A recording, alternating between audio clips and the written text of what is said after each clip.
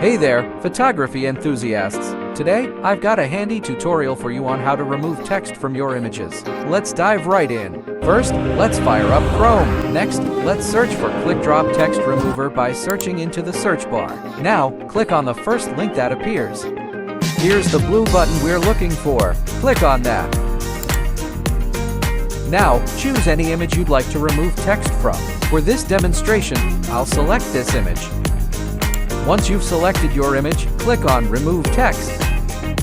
Next, select Downscale and continue. Now, let's give it a moment to work its magic.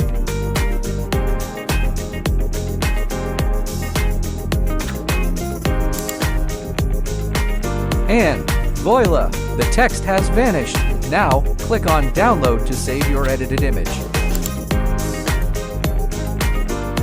And there you have it. You've successfully removed text from your image. I hope you found this tutorial helpful. If you did, please give this video a thumbs up and consider subscribing to our channel for more photography tips and tricks. Thanks for watching and happy editing.